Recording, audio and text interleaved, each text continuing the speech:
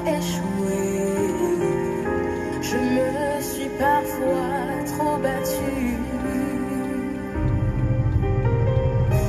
Être diplômée, me trouvant dans la rue, demandant ce que j'ai fait de mal.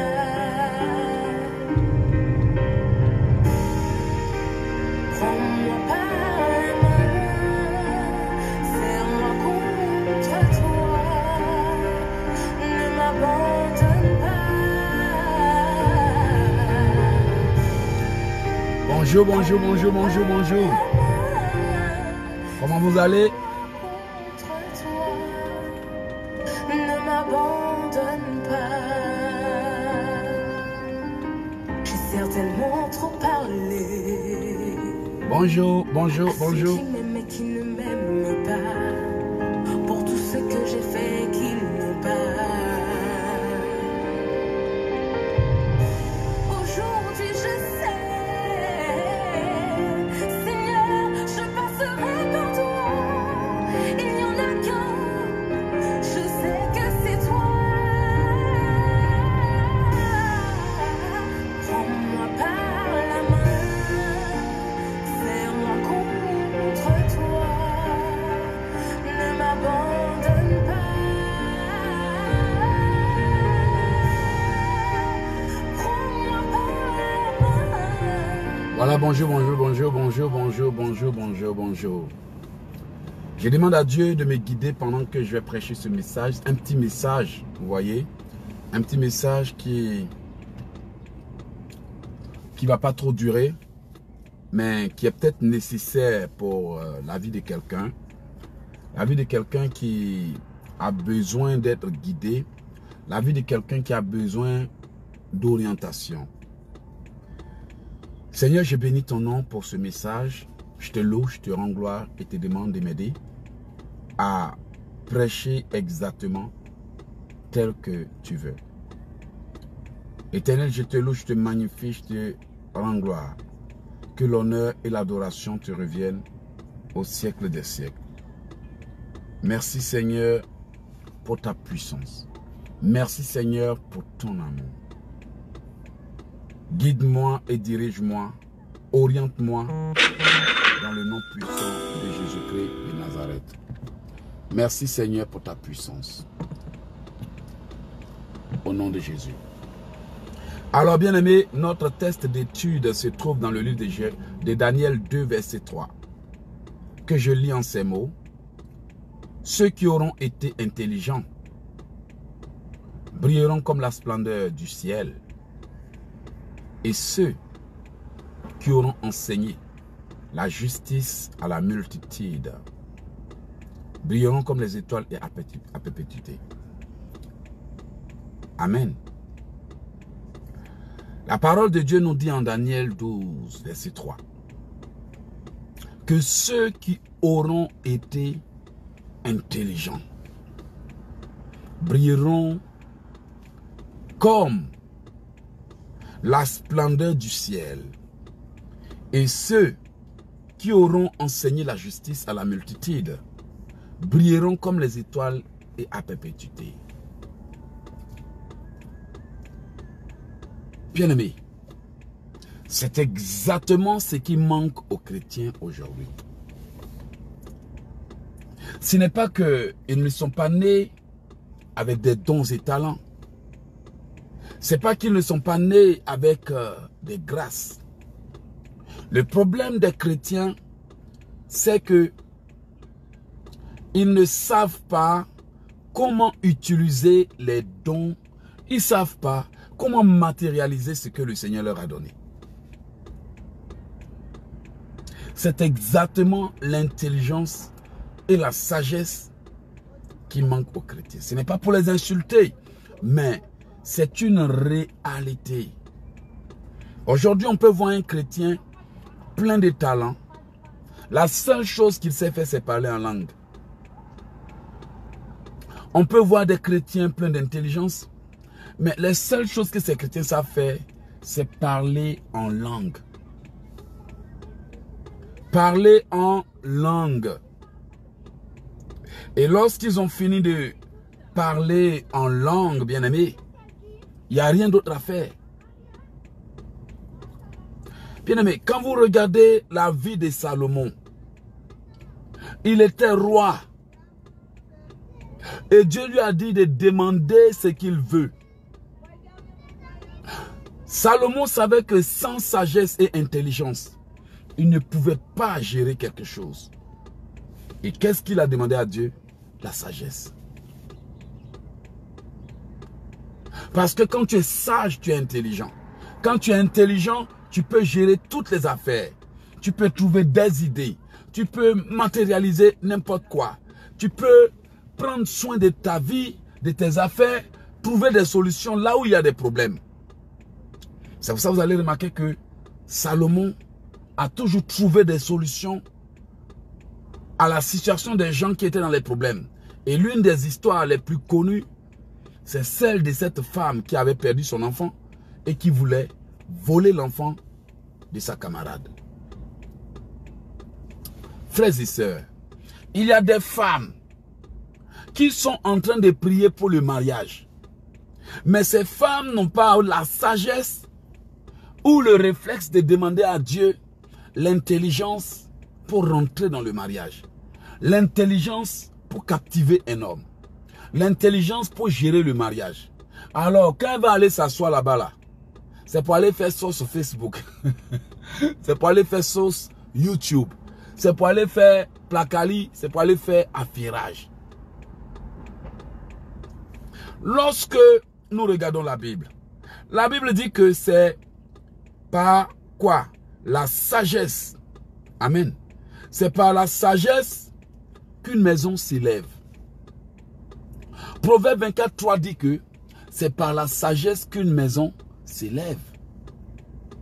La maison, de manière biblique, peut sous-entendre beaucoup de choses.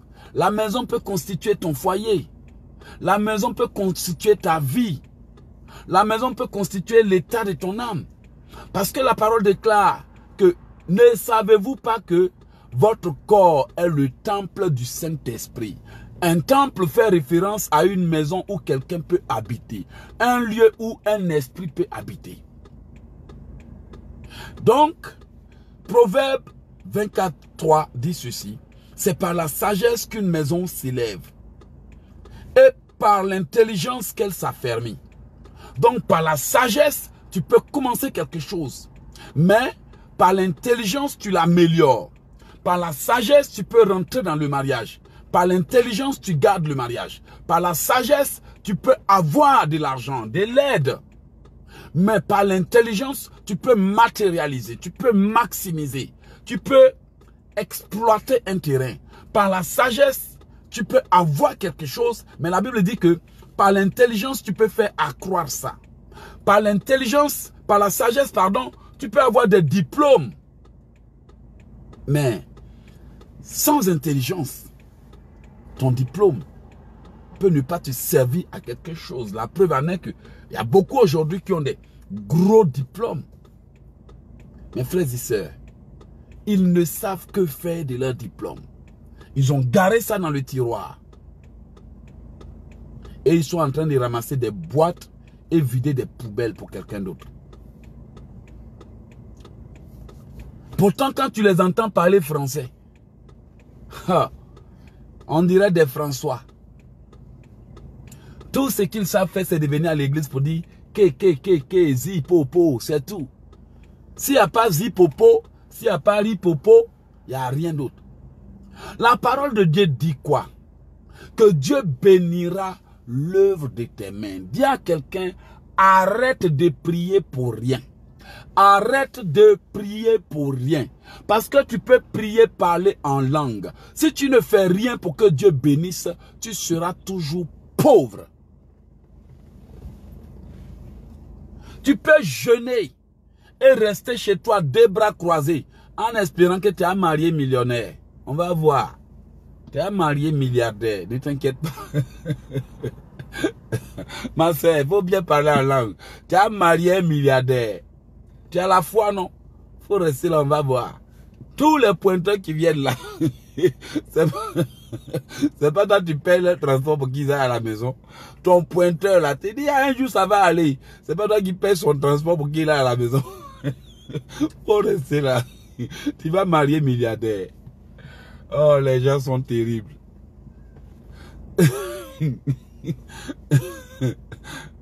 Les chrétiens de nos jours sont terribles. Ah!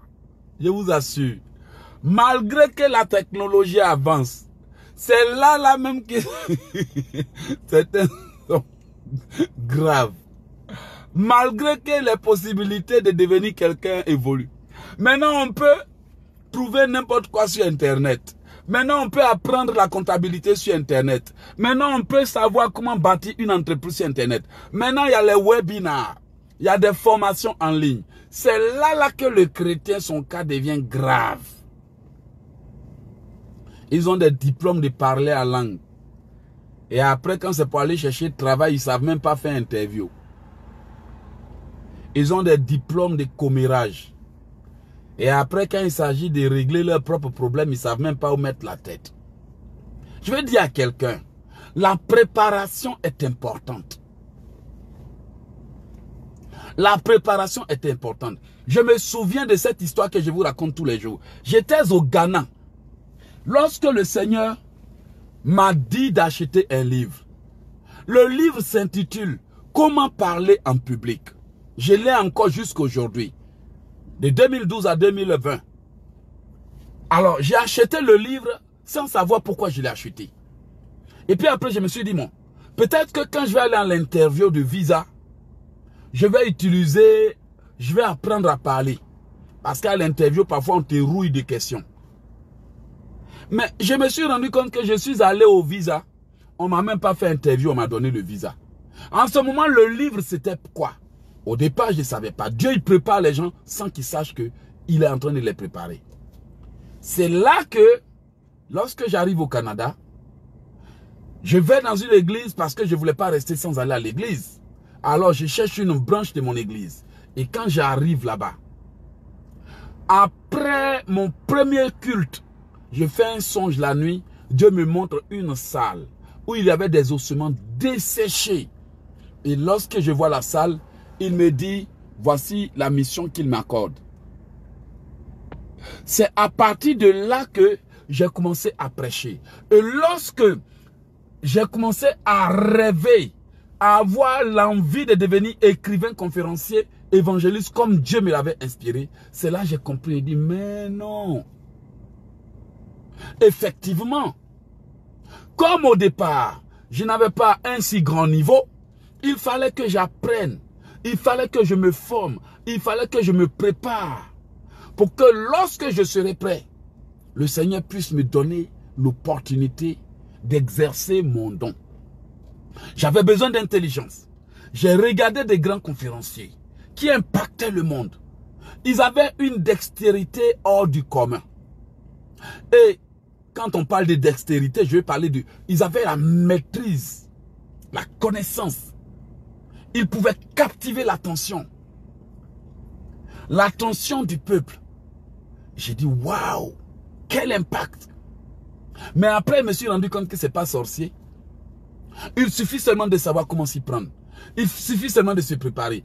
Toutes les fois que vous avez été mal préparé pour aller en examen, vous n'étiez pas confiant.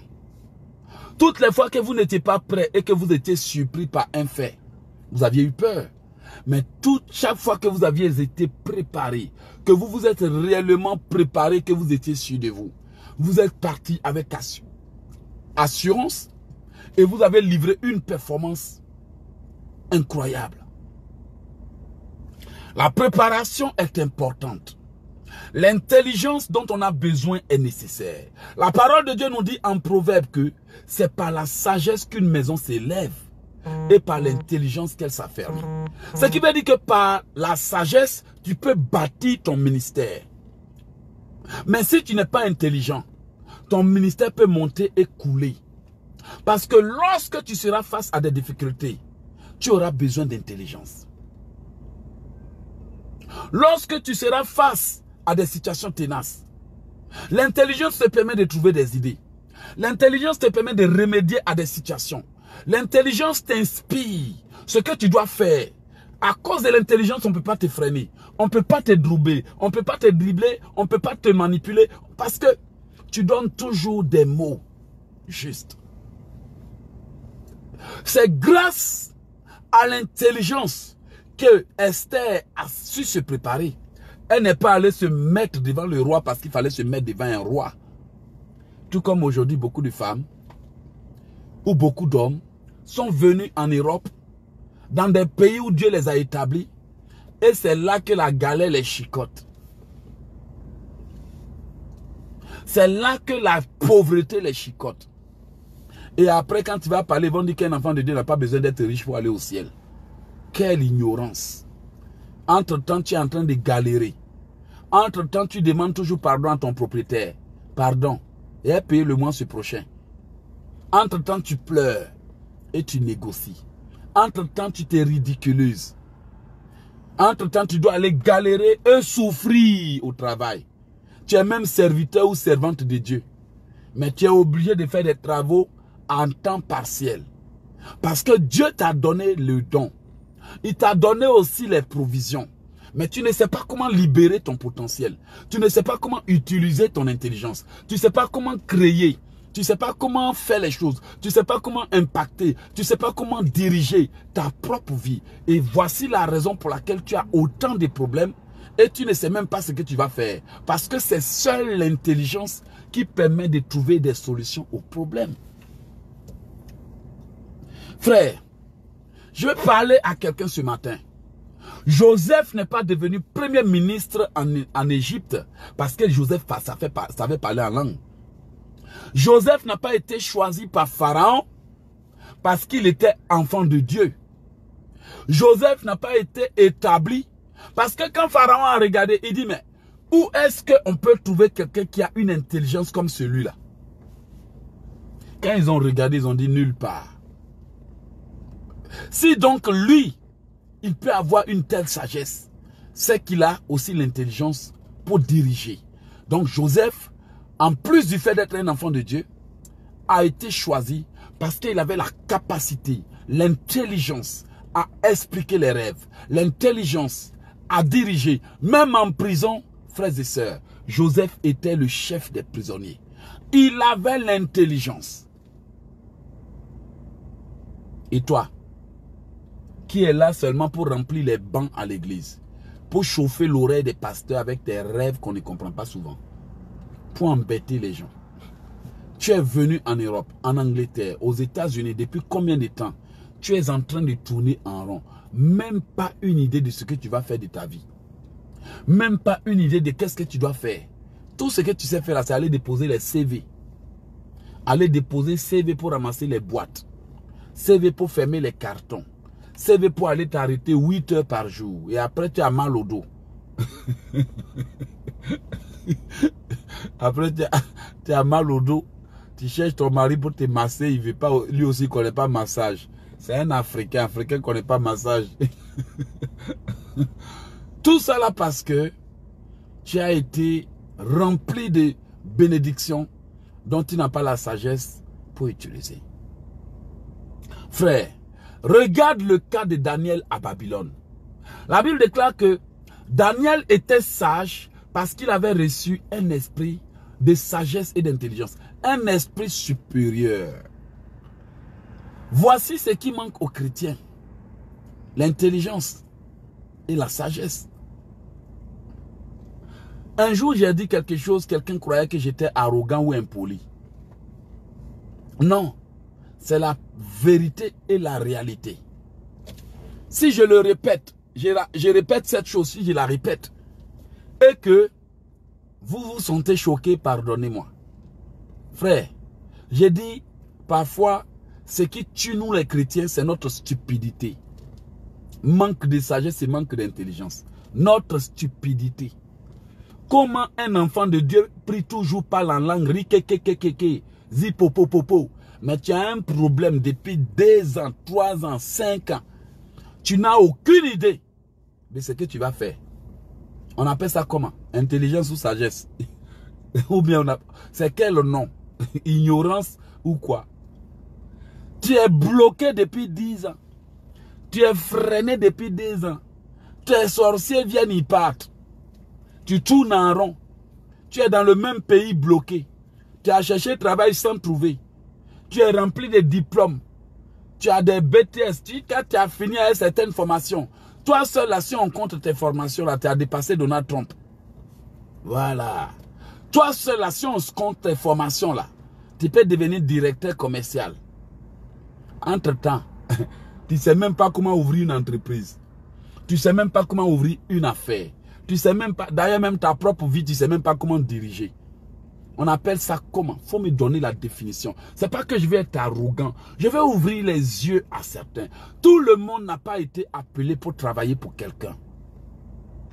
Il y en a qui ont été appelés pour apprendre avec les gens, pour que demain, eux aussi, ils savent gérer leur vie. Il y a des femmes qui ont été travailler pour des familles. Quand tu arrives dans la famille, une grande maison, et on te montre comment vivre dans une grande maison. Ce n'est pas parce que tu es destiné à devenir bonne de quelqu'un, la bonne a tout fait. C'est parce qu'un jour, toi aussi, tu auras une grande maison. Par conséquent, Dieu doit te préparer à la vie d'une grande maison. Sans quoi tu vas aller là-bas là. C'est pour venir au Canada, tu es au 6e étage. Et puis tu vas avoir mortier. Mortier pour continuer à piler ton photo. Tous les jours, tes voisins appellent la police. Tu es là, matin, midi, soir. Ils ne voient rien qui ne change pas. En train de piler photo. Boum. Boum. Boum. En train de faire placali. Hein? Parce que tu n'as pas encore compris que ta vie a changé. C'est la vérité. Après, c'est pour mettre les bois de placali et les mortiers de foufou, les marmites remplies dans sac de voyage. Donc toi là, dans l'avion, là, tout ce que tu as vu pour mettre là, c'était mortier, poisson sec. C'est tout ça là. Quand les Africains veulent pas, quand les Africains veulent pas changer, c'est ce qu'ils font. Et après, elle vient s'asseoir au Canada pour piler son foutu. Elle vient s'asseoir aux États-Unis pour faire les sauces djumbré. Mais il n'y a rien qui change. Déjà, même tu es mal parti pour tout gâter. Vous voyez? Et après, quand elle parlait, ils vont dire, l'eau, j'ai impoli. Quelle impolitesse. C'est vrai qu'il faut garder ses origines. Mais le plus important, il ne faut pas oublier que tu es venu te chercher.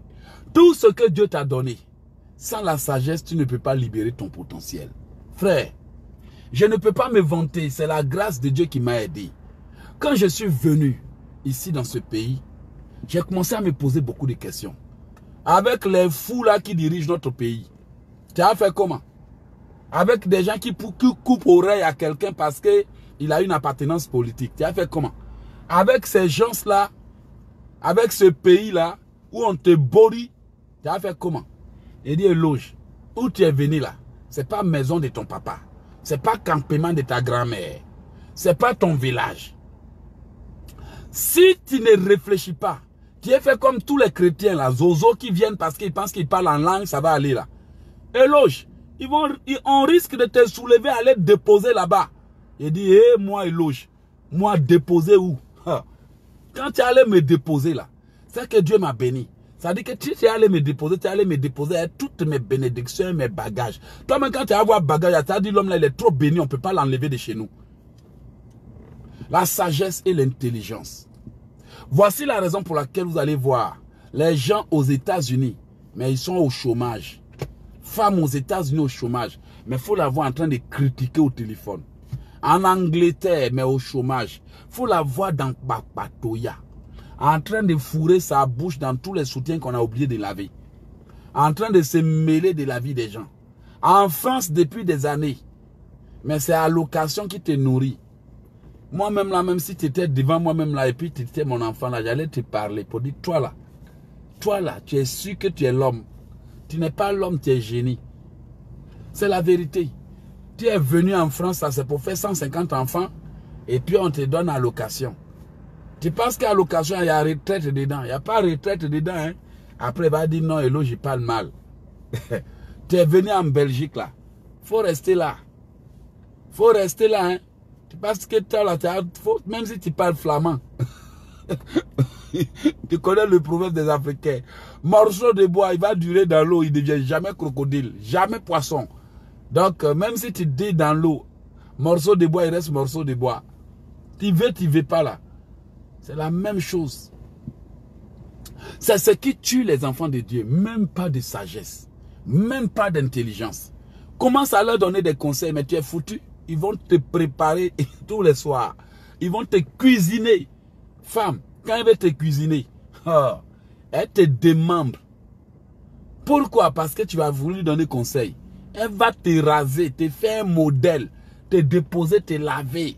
Et puis pendant qu'elle est en train de te laver, on dirait elle fait bon travail. Hein. T'insulter, te regarder en haut jusqu'en bas. On dirait que tu es allé toucher à la reine d'Angleterre. Yeah! Tu as lui donné conseil. Mais 2 jours après, là, elle est assise. Hey. Elle est assise. Et puis elle dit, hey, qu'est-ce qui ne va pas même dans ma vie même? Eh, Seigneur Jésus, qu'est-ce que j'ai fait? Entre-temps, il y a quelqu'un qui te donnait conseil la fois passée, tu l'as insulté. Entre-temps, il y a quelqu'un qui voulait te donner conseil, tu l'as ramassé, jeté dans la voiture de poubelle. Entre-temps, il y a quelqu'un qui voulait juste partager une idée avec toi. Non! Et après, tu es là, tu grattes ta tête. Qu'est-ce qui ne va pas même? Tu sais, moi-même, je ne sais pas. Frère Eloge, et puis tu viens pleurer. Tes larmes de crocodile, comme si tu ne sais pas. Donc, ce que tu dois faire, tu dois vraiment te réveiller. Il y a des gens qui ont des dons. Ce que je vous dis là, c'est vrai. Ils ont des idées, des projets. Tout ce qu'ils peuvent faire, c'est parler en langue. Frère, parler en langue là, ça ne va pas garba. Hein? Ça ne met pas manger sur table. Arrêtez de vous faire des illusions. Pasteur, arrête de te faire des illusions. Arrête de te mentir. Toi là qui dis que tu parles en langue, rikeke, zipo, po, po, po. Faut bien m'écouter. Hein? Tu veux louer Dieu, il faut le louer. Tu veux l'adorer, il faut l'adorer. Tu veux le magnifier, il faut le magnifier. Parle en langue si tu veux. C'est possible. Le Saint-Esprit peut t'utiliser pour parler en langue. Mais n'oublie pas, le livre de Proverbes dit, c'est par la sagesse qu'une maison s'élève. Et par l'intelligence, cette maison s'affermit. Dieu veut dire par là que, par la sagesse, tu peux bâtir ta vie. Et par la sagesse, tu peux l'améliorer. Par l'intelligence, tu peux l'améliorer. Parce que l'intelligence, ça te permet de trouver les idées. Bien aimé, il y en a qui ont eu la sagesse de prendre la bonne décision, de craindre Dieu et de faire le bon choix. La sagesse t'a permis de... La Bible dit que la sagesse, c'est la crainte de l'Éternel. Par sagesse, tu as fait des choix. Mais aujourd'hui, là, tu es bloqué. Tu es freiné. Tu es en train de te battre avec toi-même. Tes propres idées, tes propres cauchemars. Mais tu n'as aucune idée de ce que tu dois faire. Si je dois te donner un conseil, il faut réfléchir. Il y a forcément quelque chose à faire. Dis à quelqu'un, il y a forcément quelque chose à faire. Amen. Il y a forcément quelque chose à faire. Il y a forcément quelque chose à faire. Qu'est-ce que la parole de Dieu nous dit en Proverbe 16, verset 20? Le livre de Proverbe 16, verset 20 dit, celui qui réfléchit sur les choses trouve le bonheur, et celui qui se confie en l'Éternel est heureux. La parole de Dieu dit que si tu t'assois pour réfléchir sur ta vie, pour analyser ta vie, en te confiant à Dieu, tu ne peux que trouver le bonheur. Il y a des gens qui doivent mettre leur vie sur une table comme une carte. Qui doivent mettre leur vie sur une table comme une carte. En haut, tu écris mariage. En bas, tu écris l'argent. Après, tu écris famille. Après, tu écris projet, activité et autres. But, le but de l'année. Et tu joues une carte sur table. Est-ce que le conseil te fait du bien? Et puis maintenant, tu mets là côté familial. Quels sont tes projets pour le mariage? Est-ce que tu vas aller t'asseoir dans le foyer pour faire du commérage, du pakpatoya, fourrer ton nez dans toutes les églises, te promener comme un aveugle ou une ignorante derrière les pasteurs sans rien foutre de tes 10 doigts? Comment tu vas gérer ton mariage? Parce que Dieu a besoin d'entendre ça. Dieu avait besoin d'entendre, Salomon, de quoi tu as besoin. Côté mariage, quels sont tes projets? Côté finance, quels sont tes objectifs? Tu mets ça sur table. Un côté où tu es bloqué, tu appelles un expert. Un côté où tu n'as pas la capacité, tu vas faire des recherches sur Internet. Gestion des enfants. Ils ont des comportements comme ça. Enfant, enfant, enfant. Tu veux donner une bonne vie à tes enfants. Là, tu te dis, mais comment puis-je atteindre ce but? Ça, je peux faire ça pour mes enfants. Ça, je peux faire ça pour mes enfants. Mais ça, là, j'arrive pas à gérer. Comment vais-je faire? Tu vas rapidement sur Internet. Pour les enfants qui ont de tels cas, telle situation et autres. Là, tu tapes un message rapide. Tu fais une recherche rapide. Tout de suite, tout va s'afficher. Tu vas voir des vidéos. On appelle ça des tutoriels. Des enseignements gratuits.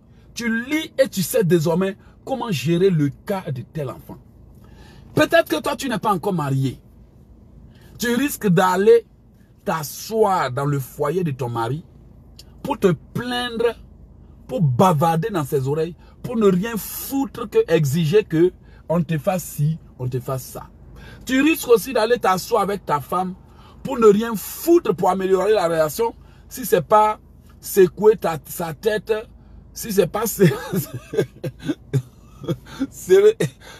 son cou tous les soirs, comme si tu étais un maniaque, comme si tu voulais l'étouffer, alors que c'est comme ça que toi tu gères tes affaires.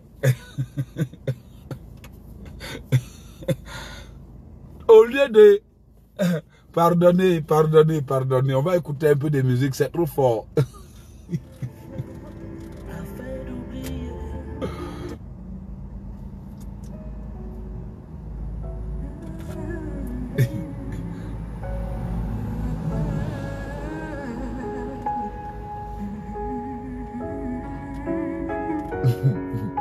Je suis venue te dire, Seigneur, que tout va bien. Dès lors que moi je t'ai donné ma vie, les choses sont plus pareilles, tout a changé. Les étoiles brillent et tournent autour de moi. Tu l'as prise dans tes bras, un soir je m'en souviens. Tu as posé ta main sur ses épaules. J'ai ressenti en moi une forte chaleur. Donc, j'étais en train de dire, donc, même si tu n'es pas marié, tu planifies.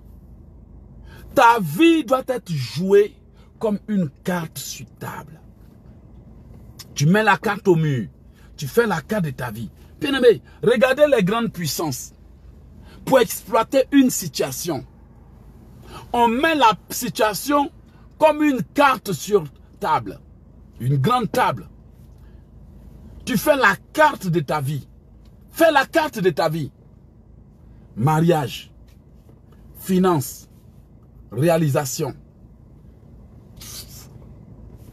Tu mets des points ici. Tu as ton tableau d'objectifs. Chaque jour, tu révises ton tableau d'objectifs. Quel est le côté que tu négliges? Quel est le côté qui piétine? Quel est le côté qui ne va pas? Est-ce que tu as besoin d'un expert, d'un conseiller? Frères et sœurs, les hommes politiques, les nations et les dirigeants des nations utilisent les connaissances bibliques pour gérer le monde. D'où est-ce que la dîme, les choses ont été inspirées? Aujourd'hui, on te fait payer les impôts.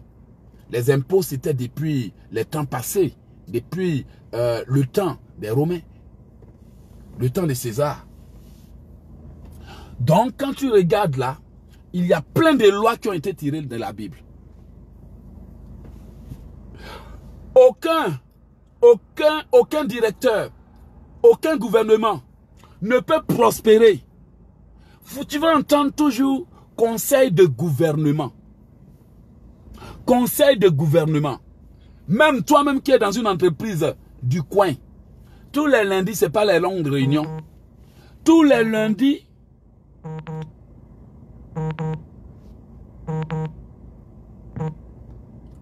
ce ne sont pas les réunions que vous faites tous les lundis. Pourquoi faites-vous les réunions tous les lundis? Parce qu'ils savent que quelque part dans la Bible, il est écrit que les projets échouent, faute d'assemblée qui délibère. Délibérer, c'est s'entretenir. Étudier une situation pour trouver les solutions, pour savoir comment l'améliorer. Chercher à comprendre la situation. Tirer profit de tous les contours. Et sortir avec une solution. On délibère pour arriver à une conclusion ou à une décision. On délibère pour arriver à une idée ou à une entente. Mais entre toi et moi, la dernière réunion ou bien les dernières études concernant ta vie, ton ministère, ton église, c'est quand? Donc, quand tu regardes là, quand on parle de conseil des ministres, quand on parle de réunions, dis-moi, c'est tiré d'où? N'est-ce pas de la Bible? N'est-ce pas de la Bible qui dit que les projets échouent faute d'assemblée qui délibère? N'est-ce pas de la Bible? Donc tu vois maintenant on dit conseil des ministres, pour ne pas dire réunion des ministres, conseil présidentiel, conseil royal. Pourquoi? Parce qu'ils savent que dans la Bible il est écrit que les projets échouent faute d'assemblée qui délibère. Les mariages aussi échouent. Il n'y a pas que les projets qui échouent. Les mariages échouent faute de réflexion, d'intelligence. Nous, on ne fait jamais de réunion de famille. C'est quand il y a la mort qu'on fait réunion de famille. C'est quand il y a des problèmes qu'on fait réunion de famille. Monsieur et madame ne vont jamais s'asseoir pour savoir qu'est-ce qui ne va pas. Côté finance, qu'est-ce qu'on doit faire? Peut-être qu'il y a l'un d'entre nous qui doit démissionner pour aller créer une entreprise. Ils n'ont pas cette intelligence-là. Peut-être il y a l'une d'entre vous, les frères et sœurs de la famille, qui doit créer une entreprise, qui doit changer d'emploi. Parce que vous ne réfléchissez pas pour savoir que 5,25 €, même 10 ans après, vous aurez toujours des problèmes dans votre famille. Travail où on t'appelle sur rendez-vous. Travail sur appel. Ma sœur, même si ce n'est pas compliqué, tu auras toujours des problèmes financiers. Mon frère, tu es au chômage. Depuis combien de temps? Femme, quand elle travaille parce qu'elle t'aime. Mais le jour va se fâcher là. Elle va te montrer où on cherche travail. Donc, de temps à autre, nous devons nous asseoir pour réfléchir par rapport à la façon dont les choses vont. Ou on le fait ou on subit. Parce que nous, on ne fait pas de réunions. Madame gère sa vie comme elle veut, elle pense qu'elle a raison. Monsieur gère sa vie comme il veut, il pense qu'il a raison. C'est quand ça clash que les deux vont s'asseoir. Mais là où nous sommes là, il y a des hommes et des femmes qui doivent s'asseoir. Monsieur doit dire, maman, ton travail là, ça te fatigue trop. Je ne t'ai pas marié pour que tu souffres. Madame doit dire aussi, papa, ton travail là, ça te fatigue trop. Quand tu reviens à la maison, tu n'es plus un homme à part d'être un ronfleur. Tous les soirs, ronfleur. Et elle te regarde à 4 h du matin, tu es en train de ronfler. Elle te regarde à minuit, il ronfle encore. Elle fait exprès pour te couder, pour te taper. Mais il ronfle encore. Donc, tu dois dire, papa, tu es devenu un ronfleur, ce qui ne m'arrange pas du tout. Je ne t'ai pas marié pour que tu ronfles. Mais je sais que tu ne ronfles pas parce que tu veux ronfler. Parce que ton patron te fait trop travailler. Papa, est-ce qu'on ne devrait pas bâtir une entreprise, réaliser une affaire, trouver un moyen? Mais ils vont s'asseoir là. Yeah, bavardage, papatoya, commérage. C'est leur réunion là qui est là. C'est leur réunion de famille qui est là. Insulter les beaux-parents. Insulter les belles-mères, les belles-filles, les beaux-sœurs, les beaux-frères. Insulter, ça c'est réunion de famille qui est là. Critiquer le pasteur. Ma chérie, quand on allait à l'église, tu as vu le pasteur? En plus, il a acheté une nouvelle voiture. Ce pasteur, c'est un voleur. C'est toute réunion de famille là qui est là. En train de parler des gens. Quand il appelle ses copines, c'est pour faire du kpakpato. Il y a commérage. Au ciel là, son dossier là, c'est marqué kpakpato. Quand il regarde chez Dieu là, il y a des gens là, s'ils demandent leur dossier à Dieu là, ils vont s'évanouir. Ils vont dire, yeah! Ils vont s'évanouir. S'ils demandent à Dieu, Seigneur, je veux connaître mon dossier. Ils vont commencer à se repentir. Ils vont dire, Dieu. Parce qu'il y en a, c'est écrit là-bas, menteur, kpakpato, hypocrite, paresseux, paresseuse, négligente. Ton dossier est gâté. Gâté. Entre-temps, chaque année, c'est la même galère. Et puis quand on dit il y a programme, ils sont assis devant. On dirait qu'ils sont venus apprendre quelque chose. Quand on dit hello, j'étais en direct. Ça saute sur son téléphone. On dirait que c'est pour comprendre quelque chose. Et puis ça commence à mettre des likes. Ben oui, c'est bon. Faut retenir la leçon. C'est ça que je veux pour toi. Vous voyez. Donc tu vois qu'il y a des gens qui ont un comportement, on dirait qu'ils ne veulent pas réussir. Ils ont des comportements. Et puis quand ils parlent, ils vont te sortir des versets que le royaume des cieux appartient aux pauvres. Le royaume des cieux appartient aux pauvres. Faut rester là, tu n'as rien compris encore. Oh mon Dieu. Ils ne comprennent pas les paroles de Dieu.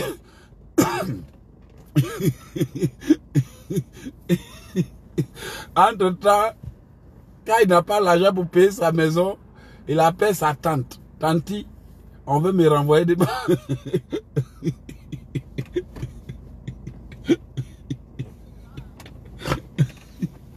Tanti, on veut me renvoyer de ma maison. C'est toi qui as dit non que le royaume des cieux appartient aux pauvres.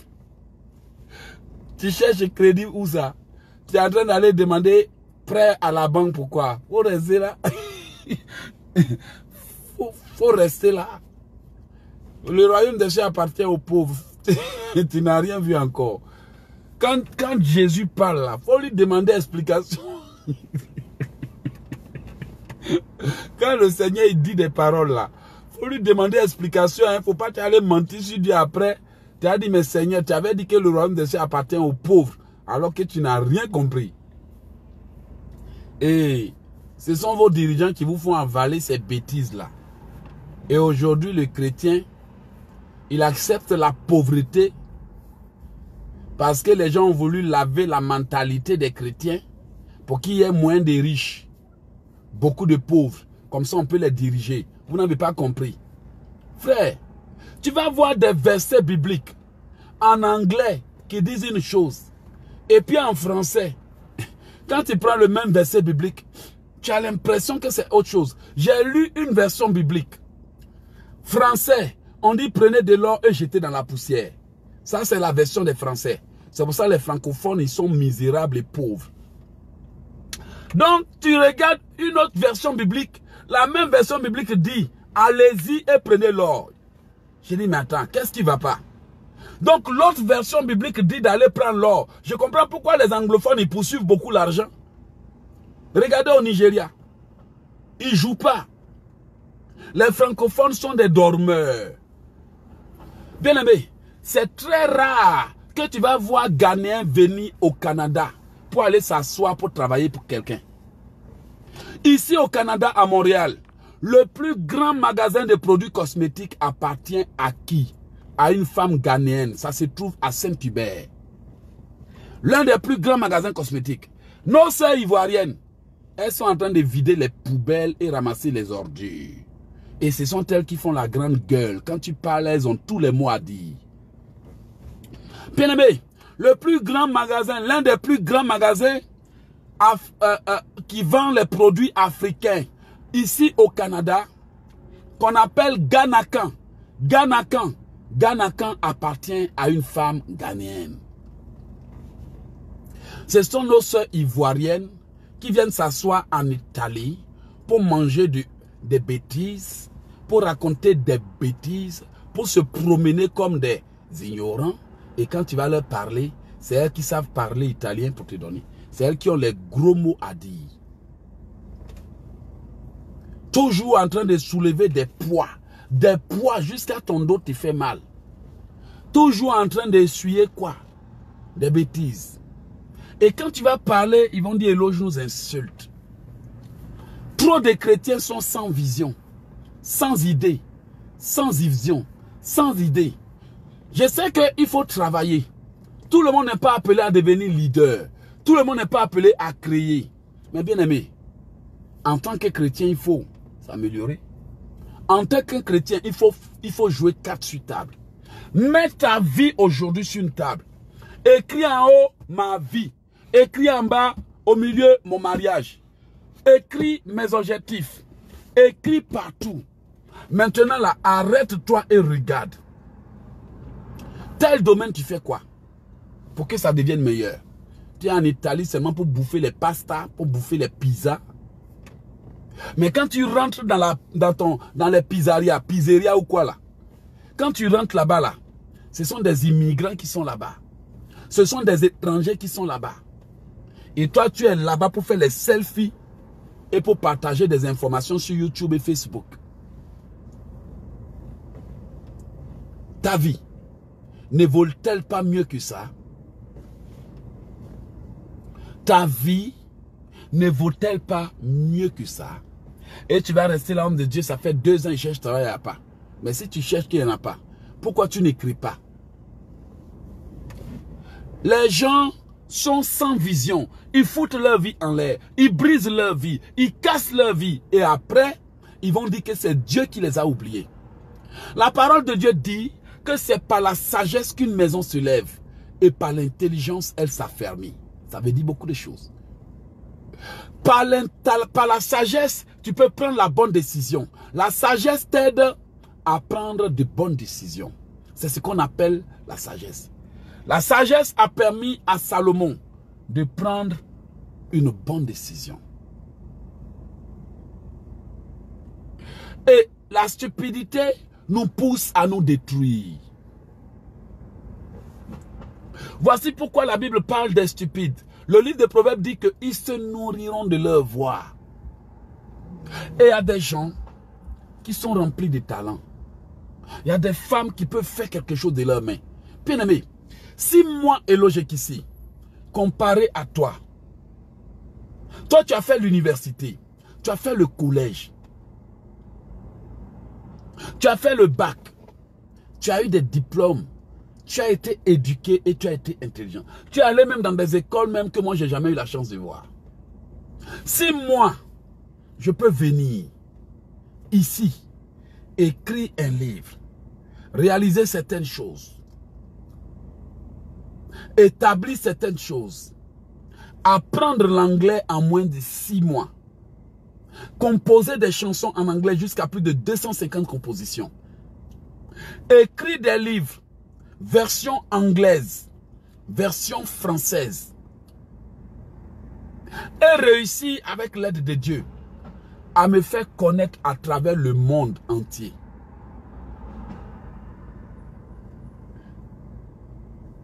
Et aujourd'hui, comme tu vois, le t-shirt que je porte, c'est quoi? Océan de Grâce TV. Et aujourd'hui, l'objectif maintenant, on est en train de créer une chaîne télé qui sera regardée partout dans le monde entier. Qu'en est-il de toi, ma soeur, très intelligente et qui parle du bon français? Parce que certains disent que moi je parle mal. Qu'en est-il de toi, mon frère, qui a fait des formations? Et aujourd'hui, tu prends pour t'asseoir devant la télé, en train de regarder du journal télévisé, en train de foutre ta vie en l'air. Qu'en est-il de toi, ma soeur, qui a eu la chance d'aller au collège? Si moi qui ne suis pas allé au collège, j'ai réussi à apprendre le français, j'ai réussi à apprendre l'anglais, j'ai réussi à maîtriser le marketing, j'ai réussi à m'auto-former, j'ai réussi à devenir un coach pour certains, un leader pour certains, un père spirituel pour certains, et à pouvoir chercher à impacter. Qu'en est-il de toi qui a eu un diplôme, qui a eu une éducation, qui est venu aux États-Unis, tu as eu la chance d'aller dans les universités classe, dans les écoles classe. Vous comprenez maintenant que le diplôme ne sert à rien, que tu t'es préparé souvent à devenir l'esclave de quelqu'un qui dirigera ta vie et ton salaire jusqu'à ta retraite. C'est ça le diplôme. Le diplôme humain ne sert à rien. Ce n'est rien d'autre qu'une préparation à devenir l'esclave de quelqu'un qui dirigera ta vie, qui décidera de ton salaire, qui décidera de tes vacances, qui décidera de ton repos, qui décidera de ton âge, de ta vie, jusqu'à ce que tu ailles à la retraite.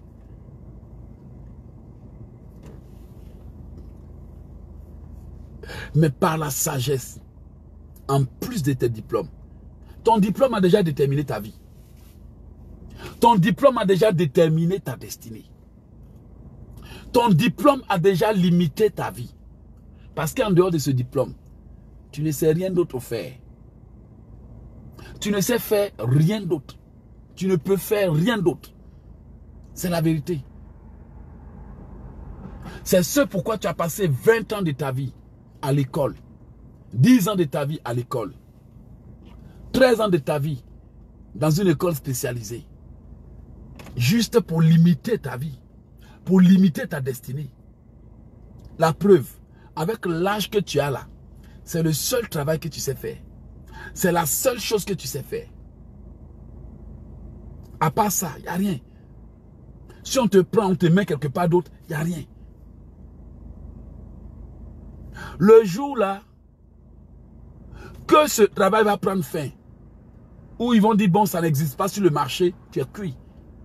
Je connais un ami qui s'appelait Joe. Joe était un Italien.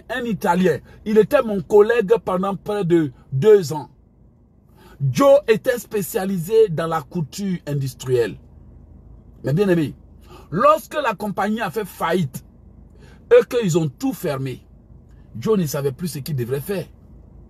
Parce qu'il s'est spécialisé seulement que dans la couture industrielle. Alors quand l'entreprise a fermé, Joe aussi a fermé. Sa vie aussi s'est limitée. Je vous ai raconté l'histoire d'un ami qui s'est seulement spécialisé dans quoi? Il s'est spécialisé dans la photographie. Lorsque les appareils photo ont évolué et que, en plus de ça, tout le monde peut se faire photo maintenant et que la photographie ne produit plus rien en Côte d'Ivoire, il est obligé de se promener toujours avec son appareil photo, même s'il n'y a pas de client. C'est la seule chose qu'il sait faire. Lorsque le marché est tombé, lui aussi il est tombé. Mais la Bible dit que par la sagesse, une maison s'élève.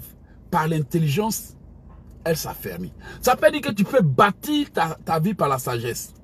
Mais lorsque les situations changent par l'intelligence, tu sais aussi comment changer. Beaucoup de gens sont très intelligents dans ça. Ils ouvrent un magasin. Mais lorsque le produit commence à ne plus marcher, ils ont l'intelligence d'aller chercher d'autres produits, de transformer les choses et de se repositionner. Mais les Africains, elle s'assoit là dans son salon de coiffure. Du matin au soir, c'est pour critiquer. Du matin au soir. Et aujourd'hui, ça vient petit à petit. Maintenant, il y a des appareils pour se friser les cheveux à la maison. Maintenant, il y a des produits pour se friser à la maison.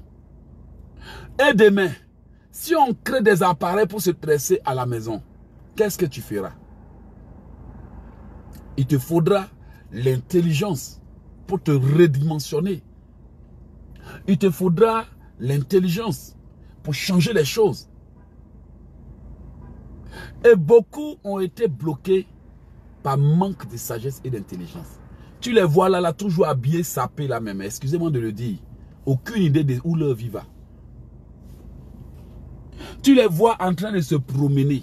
Ils ont quitté le Cameroun là. Il n'y a rien. Il n'y a rien. C'est pour venir faire ce qu'on appelle en Côte d'Ivoire du matu-vu. En Côte d'Ivoire, on appelle ça le faroutage. Ça veut dire que toi, tu as pris billet d'avion. Tu as vécu des turbulences en l'air. Même s'il n'y avait pas de turbulences. Tu es venu t'asseoir à Paris. Tu es venu t'asseoir au Canada là. Toute ta vie là. C'est limite à te faire coucher par des hommes sans objectif. Et puis on te donne des miettes.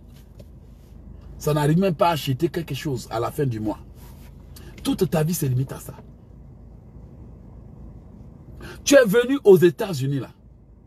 Toute ta vie là, c'est pour dire yes sir, oui monsieur, oui patron, oui madame. C'est bien de dire yes sir, oui patron, oui monsieur et oui madame. C'est vrai de subir le stress de ton patron quand il est stressé. La colère de ton patron quand il est fâché à la maison.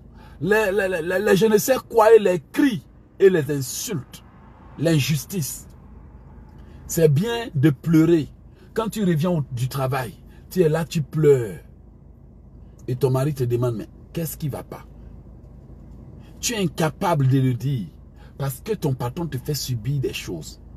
Parfois même ton patron allait même jusqu'à te demander de coucher avec toi. Mais tu as eu peur de le dire à ton mari. Ton cœur saigne. Parce que ce monsieur, ce qu'il fait là-bas avec toi au travail, ça ne te plaît pas. Mais pour garder le travail, tu es obligé de garder le silence. Parce que le jour où tu vas dire à ton mari que le patron veut coucher avec toi, que le patron t'a touché où il ne faut pas, ce jour-là, ton mari va demander ta démission. Ah oui. Donc, toi aussi, un homme, tu reviens fatigué et épuisé. Ta patronne te fatigue. Ou bien le boulot te casse la tête. Ça dit que tu travailles comme un éléphant. Comme un buffle. C'est toi-même qui te tape la job, comme on dit au Canada. Mais quand tu reviens avec un salaire de misère, tu ne peux même pas t'offrir des vacances. Tu ne peux même pas offrir une meilleure vie à tes enfants. Mais ce n'est pas la faute à quelqu'un. On ne t'a pas forcé pour aller là-bas. On ne t'a pas obligé d'aller là-bas. C'est toi-même qui as choisi une vie de dur labeur en oubliant que le travail que Dieu t'a donné, c'est ton tremplin pour atteindre ta destinée.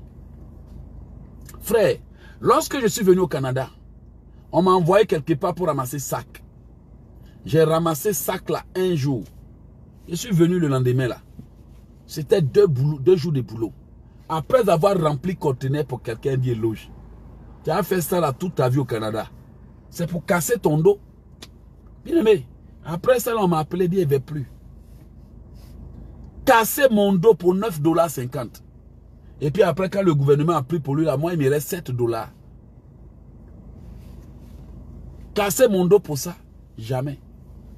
Après, on m'a amené quelque part d'autre. Trimballé partout et dit non. Je refuse. Mais je n'ai pas seulement refusé dans la bouche. J'ai voulu trouver une solution. Et maintenant, j'ai commencé à réfléchir. Dit bon, est-ce qu'il y a la possibilité de bâtir une entreprise au Canada? Et quand je me suis renseigné, on est au Canada là. On encourage même de bâtir des entreprises. Parce que la philosophie du Canadien, c'est que tu ne viens pas au Canada pour occuper la place de quelqu'un d'autre. Tu viens pour bâtir ta propre place. Quand j'ai compris ça, il dit, ok, fini. Fini. Mais pendant ce temps, je continuais de travailler. Je n'ai pas démissionné un coup. Parce que j'avais besoin d'appui. J'avais besoin d'un peu de moyens pour survivre. J'avais besoin de planification. Donc, pendant que je travaillais, j'écrivais mes livres. Pendant que je travaillais, je me préparais. Le Canada a été gentil de m'accueillir lorsque j'ai eu des problèmes. Mais, frères et sœurs, il fallait faire en sorte que le Canada aussi soit fier de moi. Il y a des gens qui ont immigré dans des pays et qui sont devenus des charges inutiles pour ces pays. Tu es là-bas, c'est à location qui te nourrit. Tu es là-bas, c'est comment on appelle ça là même. En France, c'est chômage qui te nourrit. Ça veut dire que toi, tu as immigré dans un pays et tu es devenu encore un problème pour ce pays au lieu d'être une bénédiction pour ce pays. Une charge inutile.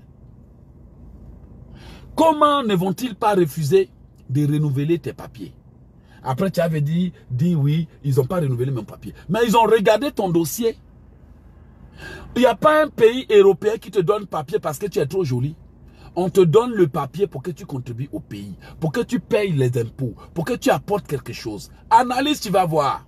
Donc, on t'a donné le séjour. Et tu es là, c'est pour te promener, pour vagabonder sur Facebook.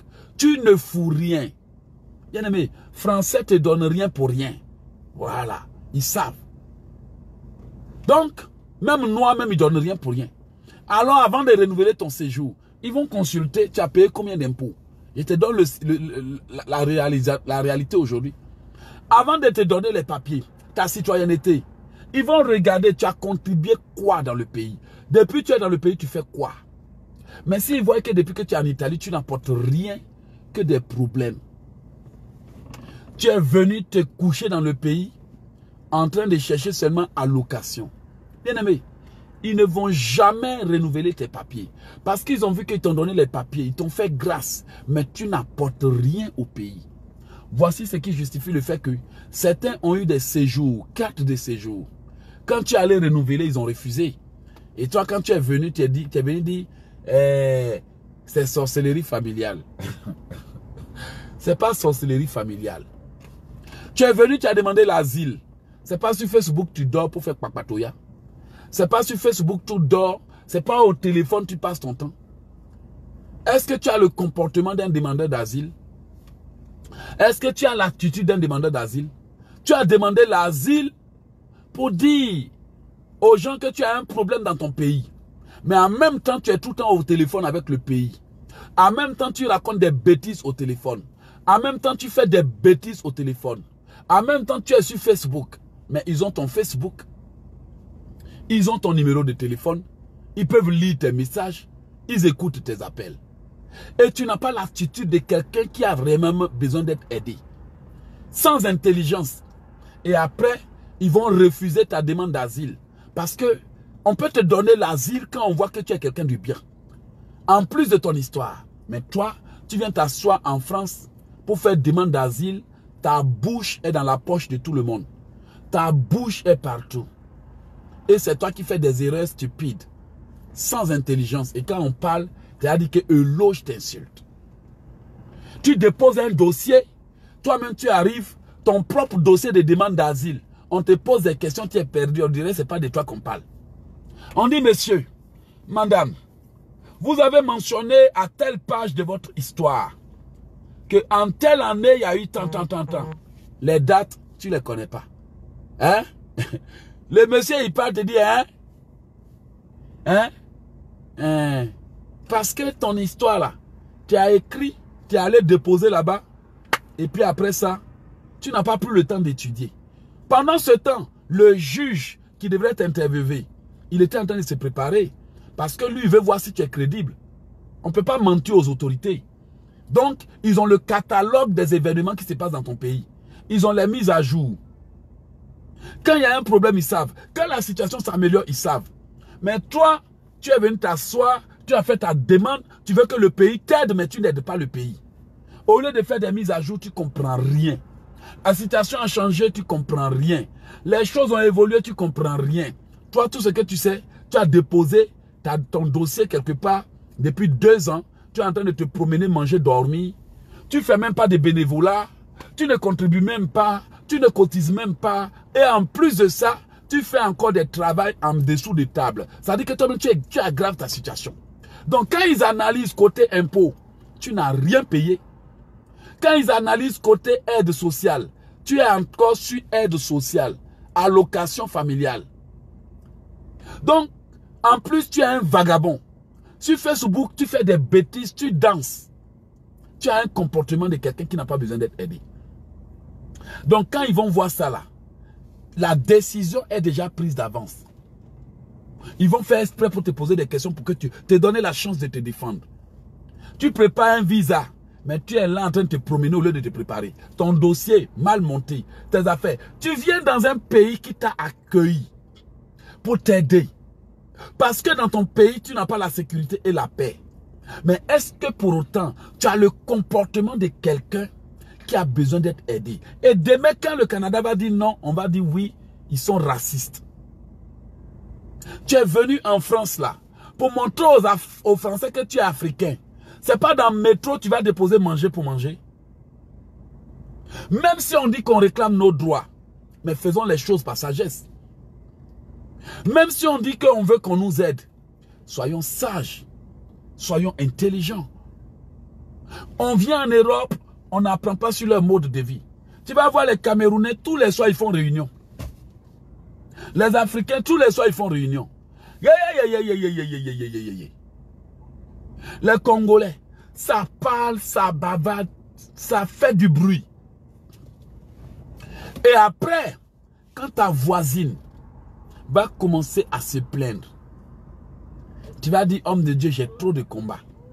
Parce que ma voisine a appelé la police. Mais bien aimé, le savoir-vivre, c'est quoi pour toi? Tu es Camerounais, tu viens quelque part où on dit un parking par personne. Vous garez vos voitures partout. Vous faites réunion partout. La cour là, c'est pour tout le monde. Ça dit aujourd'hui tu occupes, demain quelqu'un d'autre occupe. Mais les Ivoiriens, les frères, les Congolais, les Camerounais, si on dit que c'est... Ils vont s'asseoir. Tous les jours, ils font fête là-bas. Non seulement parfois, les gens sont 10 par chambre. Certains dorment au salon. D'autres à la cuisine. Alors que ils peuvent tout simplement améliorer leur vie. Mais qu'est-ce qui permet à une personne d'améliorer sa vie? C'est l'intelligence. C'est l'intelligence. Tu ne vas pas venir à Paris pour rester dans une boîte de sardines toute ta vie. Une chambre où tu ne sais même pas mettre le pied. Une maison où tu as des voisins. Des voisins de chambre qui envoient femme. Quand il y a trop de bruit, tu sors. Et après, tu reviens. Des voisins de chambre qui ne lavent pas douche. C'est toi ceux qui te tapent le boulot. Et si tu laisses, ils ne vont pas faire. Mais comme tu as besoin de son argent pour payer ton loyer, tu ne dis rien. Moi, mon but n'est pas d'insulter les Camerounais ni les Africains. Mon but n'est pas de choquer quelqu'un. Qu'est-ce que tu veux apporter à ce pays? Quelle leçon vas-tu retenir de ta vie? Que vas-tu faire de ta situation aujourd'hui? Le Seigneur dit dans sa parole, c'est par la sagesse qu'une maison s'élève et par l'intelligence elle s'affermit. Jamais tu n'as compris ce verset biblique. Ça veut dire que par la sagesse, tu peux bâtir. Par l'intelligence, tu peux améliorer. Par la sagesse, tu peux rentrer dans le mariage. Par l'intelligence, tu peux gérer toutes les affaires du mariage. Par la sagesse, tu peux entrer dans une entreprise. Par l'intelligence, tu peux devenir grand. Par la sagesse, tu peux entrer dans un pays européen. Par l'intelligence, tu peux apprendre beaucoup de choses et améliorer ta vie. Aujourd'hui, je te pose la question de savoir, sais-tu pourquoi 20 ans après, tu es encore célibataire? Sais-tu pourquoi des années après, tu es en Europe, mais tu n'as rien réalisé de ta vie? Tu as des dons, mais tu ne sais pas comment les libérer. Tu as des potentiels. Maman, à ton âge là, tu vas continuer encore à faire, comment on appelle ça? Ce boulot là, des maisons de retraite. À ton âge de 50 ans, tu vas encore aller travailler dans la maison de retraite. À ton âge là, tu vas soulever les gens, tes bras te font mal, tes coudes te font mal, ton dos te fait mal, jusqu'à même là, tu guéris un peu, tu t'en vas, ça reprend là. À ton âge là, tu as le temps, tu as la force pour aller soulever des hommes de 150 kilos. Tu as le temps d'aller t'arrêter pour fermer les boîtes où tu as vertige tout le temps là, où on interdit aux gens de s'asseoir. À ton âge. Vous voyez, on est jeune, on grandit et autres. Et il y a un certain niveau où la personne doit être sage. Pour dire, bon, lorsque je vais atteindre tel âge, il y a des efforts que je ne pourrai plus fournir. Il y a des choses que je ne pourrai pas réaliser. Autant les réaliser maintenant que Dieu me donne la possibilité. Autant me préparer. Donc, tu travailles pendant un certain temps. Tu économises. Et au moment où tu atteins l'âge, où tu n'as plus besoin de fournir trop d'efforts, tu prends une retraite anticipée. Pourquoi? Parce que tu as déjà construit des maisons au pays que tu mets en location. Ça peut t'apporter l'argent. Pourquoi? Parce que tu as ouvert un magasin qui rapportait même avant que tu partes en retraite. Pourquoi? Parce que tu sais gérer ton ministère. Tu sais réaliser. Sans quoi, tu risques de devenir un pasteur escroc. Frère, aujourd'hui, on ne peut plus compter trop sur les enfants spirituels. Ce n'est pas tous les enfants spirituels qui soutiennent le ministère. La seule chose qui encourage les gens à donner, c'est quand ils ont quelque chose à avoir en retour. Bien aimé, je vous dis la vérité. Moi, Eloge qui suis là, depuis 2016 que je suis devenu écrivain conférencier. En fait, je le tais depuis longtemps. Depuis 2016 que j'ai décidé de faire connaître mes affaires, mes projets et autres. Il y a des gens, le seul argent que j'ai eu en tant que serviteur de Dieu, dont ils écoutent les messages, ils profitent des prières, ce sont les achats qu'ils ont faits. Il y a des chrétiens, tu ne peux jamais avoir leur argent si ce n'est pas pour venir acheter quelque chose. Avarice va les tuer. Aigreur, radinité va les tuer. Le seul moment où tu peux les avoir, c'est quand ils vont acheter clé USB. Le seul moment où tu peux les avoir, c'est quand ils ont besoin de ton livre. D'ailleurs, même il y en a qui n'attendent que les promotions seulement pour acheter. Ils ne sont pas prêts. Il y en a qui commencent à acheter, quand ils voient les frais d'expédition, ils abandonnent. Donc, si tu ne réalises rien de ta vie, pour améliorer ta vie, tu ne peux pas avoir l'aide de certaines personnes. C'est par la grâce que certaines personnes voient que le monsieur il se sacrifie, la servante de Dieu se sacrifie, il faut les aider. Mais il y en a qui croient que l'argent là, c'est à cause de ça qu'on a des voitures. Bien aimé, moi je vends des livres. Moi je vends des clés USB. Parce que si je ne fais pas ça, tu as compté sur chrétien. Oh, tu ne peux pas.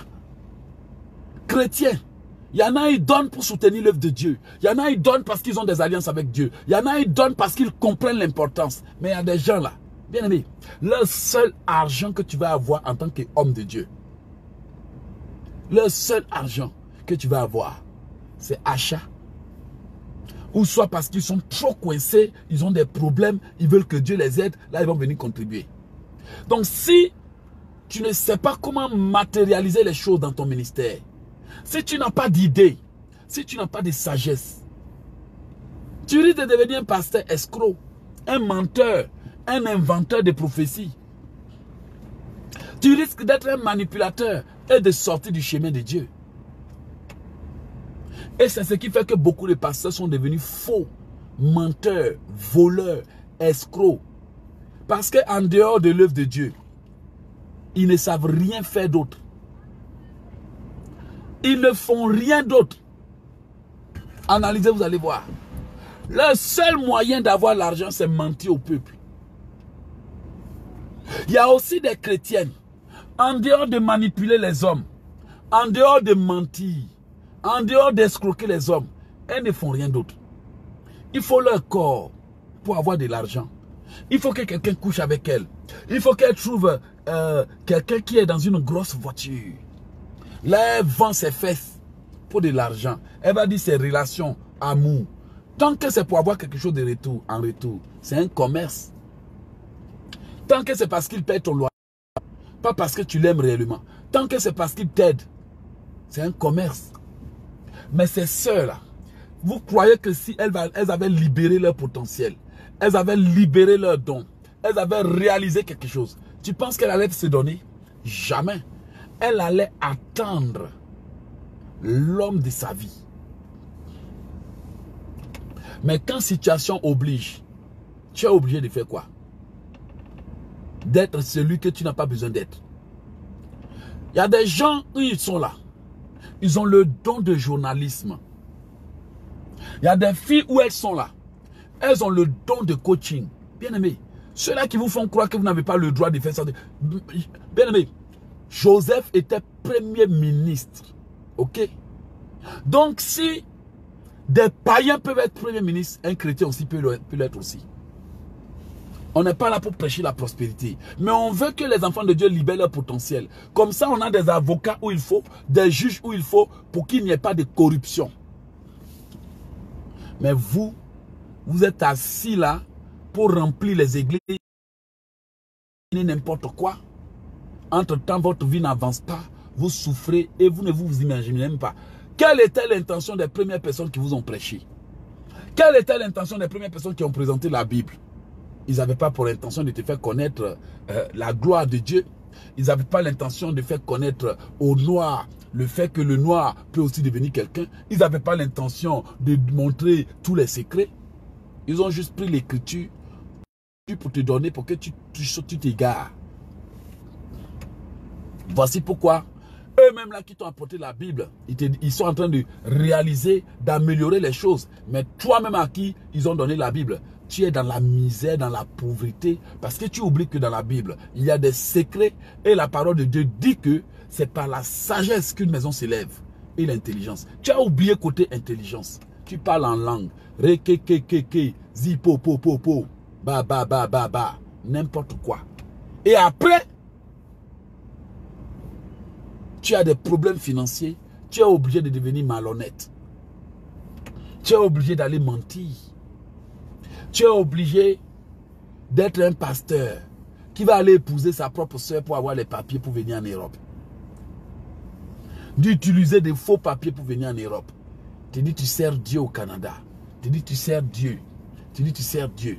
Mais entre-temps, tu as été obligé d'être un menteur. Si tu avais les moyens financiers, tu allais passer par la bonne voie. Si tu avais les moyens financiers, aujourd'hui là, tu réaliserais beaucoup de choses. Mais on n'a pas les moyens financiers parce que Dieu ne nous bénit pas.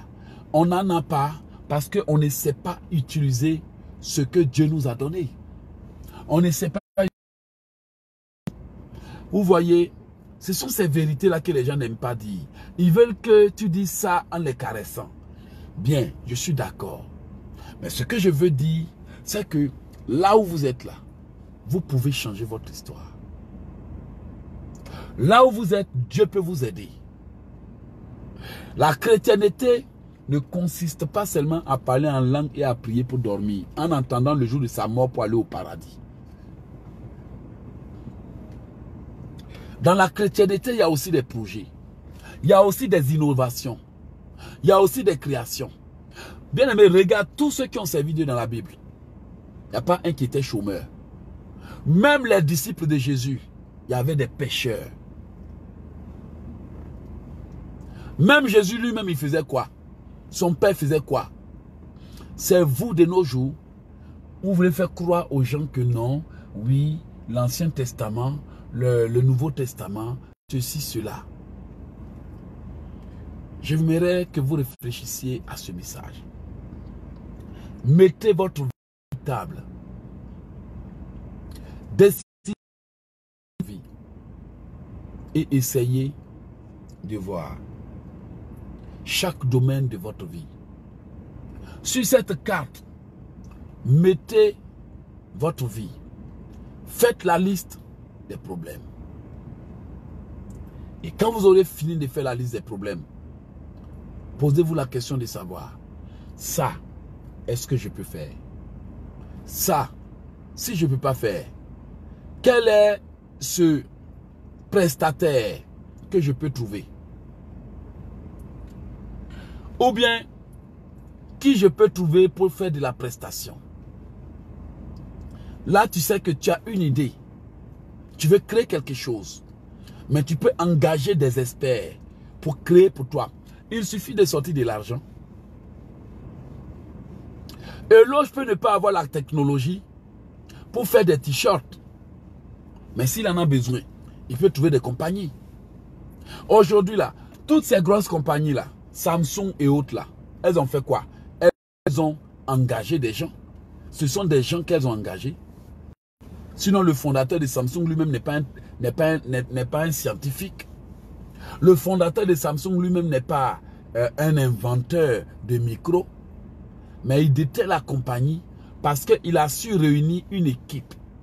Il a su bâtir son équipe. Et c'est ça le problème des chrétiens. Il y a des gens qui veulent réaliser des grandes choses sans équipe. Il faut que vous ayez une équipe qui s'aide. Comme ça, dans cette équipe, tu aides les autres, ils t'aident aussi. Si tu n'as pas d'équipe, ton mari peut être ton coéquipier. Mais vous êtes dans le couple, chacun fait ses projets. Chacun a ses buts. On dirait que c'est de la compétition. Alors, j'aimerais vous parler aujourd'hui. J'aimerais vous parler aujourd'hui et j'aimerais que vous réfléchissiez à ce métier. Si vous n'avez pas d'intelligence, allez chercher. Si vous n'avez pas de connaissances concernant quelque chose, allez étudier. Bien aimé, j'ai acheté des livres, parfois même c'était des livres de Napoléon Hill, des livres de trucs pour voir comment est-ce qu'ils ont édité son livre. J'ai lu, j'ai étudié. Après, j'ai acheté les livres de d'autres auteurs. J'ai comparé comment cet auteur a fait son introduction et autres. Et j'ai commencé à apprendre. Donc aujourd'hui, quand tu prends mes livres, tu regardes, c'est bien fait là. J'ai étudié, j'ai réfléchi. Si je vais sortir un livre, comment ça fait? J'ai lu des documents, tout. Et aujourd'hui, je sors mes livres moi-même. Je n'ai pas besoin de quelqu'un par la grâce de Dieu pour venir dire, envoie tes livres, je vais les lire. Je te réponds dans un an. Dans un an, tu nous payes 5 000 € pour éditer ton livre. C'est comme ça que ça se passe. Tu envoies les livres, ils vont lire, s'ils sont contents, ils vont te répondre. Et puis après, ils vont te donner les conditions. C'est toi qui vas payer pour l'édition du livre. Tu vas payer entre 5 000 et 6 000 € pour éditer un livre. Et en plus, les copies des livres, c'est toi, tu dois acheter pour les avoir. L'éditeur ne te donne pas des livres cadeaux. Ça veut dire que quand la maison d'édition a fait l'édition, tu signes le contrat. Tu as seulement qu'un petit pourcentage. C'est un peu comme la musique. Comme c'est eux qui ont travaillé, ils vont signer le contrat. 2 ans, 3 ans et autres, tu n'es même pas propriétaire de ton livre. On vend et on te reverse un peu. Je me suis dit avec ça là, Eloge, tu vas mourir pauvre. Et j'ai dit comment devenir un éditeur moi-même. Au lieu d'aller payer quelqu'un qui va m'imposer des contrats bizarres. Il y a plein de maisons en France qui m'ont contacté. Aux États-Unis, on a vu ton livre, on veut l'éditer, on veut le publier, voilà. J'ai jamais répondu. Parce que je peux le faire moi-même. J'ai l'intelligence pour ça, la connaissance pour ça. Je sais comment ça se passe. J'ai tout simplement mis une équipe en place. Et j'ai trouvé une bonne équipe. C'est vous, quand vous voulez faire le travail là. Ce sont vos cousins, vous prenez, vos soeurs, vous prenez, vos parents, vous prenez. Et après, ils vous font tourner. Ils vous volent, ils vous escroquent, ils vous retardent. Je me suis dit, il faut des professionnels. Parce que mon professeur m'a donné une leçon. Il dit, si tu veux faire quelque chose dans la vie, fais-la si bien que même ton ennemi te dise, je ne t'aime pas, mais j'aime ce que tu fais. Même si les gens doivent trouver des fautes et des choses à critiquer, j'aimerais que mon livre soit inspirant. Et j'ai dit à Dieu de me donner la sagesse. Et aujourd'hui, même des pasteurs prennent mes livres, ils lisent et ils sont étonnés. Seuls les aigris. Voilà. Aujourd'hui, les gens, quand ils lisent le livre, ils sont captivés. Pourquoi? L'intelligence. Et beaucoup d'entre vous, vous êtes même élevés intellectuellement parlant. Vous avez des diplômes que je n'ai pas. Si moi, avec mon niveau d'école primaire, je peux demander à Dieu de me donner l'intelligence, la sagesse, pour faire les choses, pour avoir une telle vision, pour gérer les affaires d'une certaine façon.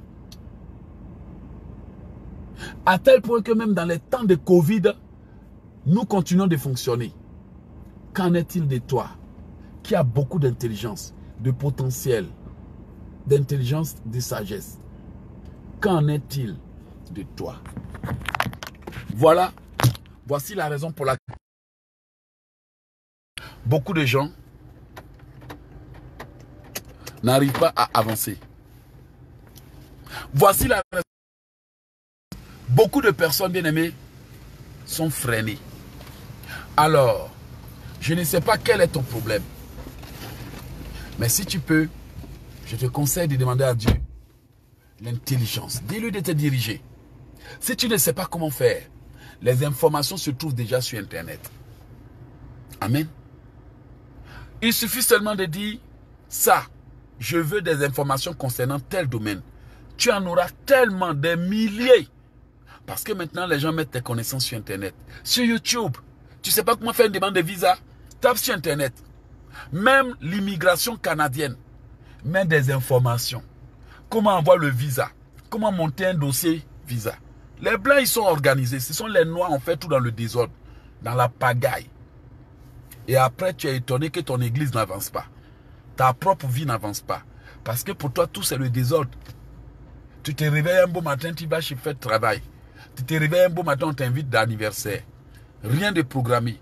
Rien d'organisé. Ça dit que ta vie est une pagaille. Comme on danse dans funérailles bêtées.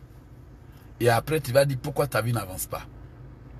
J'aimerais donc qu'aujourd'hui, ta vie devienne comme une carte sur table. Mets les points. Tel domaine. Qu'est-ce qui n'avance pas? Qu'est-ce que je dois faire? Seigneur, donne-moi l'intelligence et la sagesse. Seigneur, aide-moi. Peut-être que je dois changer de métier. Parce qu'il y a des métiers, même après 20 ans, tu n'as rien économisé. Hein? Il y a des métiers, même après 20 ans, tu n'as pas encore même 5 000 francs dans ton compte. Parce que ça ne paye pas. Alors, j'aimerais que tu réfléchisses. Tout ce que tu veux, Dieu peut te l'accorder. Tout ce que tu veux, toute information se trouve déjà à ta disposition sur Internet. Si tu veux trop, tu dis, homme de Dieu, je ne sais pas comment faire. Je te conseille mon livre. Comment activer le pouvoir de l'automotivation. C'est un livre pour les entrepreneurs. C'est un livre pour les gens qui veulent être influents. C'est un livre pour les gens qui veulent savoir parler. C'est un livre pour les gens qui veulent savoir faire le commerce. C'est un livre pour les gens qui veulent trouver des secrets pour influencer. C'est un livre qui regorge d'informations. Comment forcer votre rêve à se réaliser. Comment faire pour ne pas te faire avoir. Mais les chrétiens n'aiment pas lire. Donc, quand on parle des livres, ils cherchent des livres pour lier les démons. Et après, quand ils ont fini de lier les démons, ils n'ont aucune connaissance pour ouvrir des entreprises. Ils n'ont aucune connaissance pour gérer leurs affaires. Ils sont spécialistes dans chasser des démons. Mais ils oublient que tu peux chasser des démons. Mais pour sortir de ta pauvreté, tu as besoin d'intelligence et de sagesse. Pour bâtir. Parce que la Bible dit que Dieu bénira l'œuvre de tes mains. J'ai fini mes conseils. Mon enseignement. Ça fait près de 1h30 que je suis là. J'espère que vous aviez appris quelque chose. J'espère que vous avez compris que Daniel n'est pas devenu un homme élevé à Babylone parce qu'il priait seulement. Parce que Dieu lui a donné la sagesse. Salomon a été remarquable par sa sagesse. Tous ont eu la sagesse et l'intelligence pour se préparer, pour gagner leur bataille. Alors, maintenant, à toi le tour. Que le Seigneur te donne l'intelligence et la sagesse pour libérer ton potentiel, pour réaliser tes projets, pour conduire ta vie, pour changer ce qui doit être changé, pour t'organiser, pour te stabiliser et surtout pour utiliser ton temps sagement. Le temps passé ne revient plus. Que le Seigneur vous bénisse. J'espère que ce message a fait du bien à quelqu'un.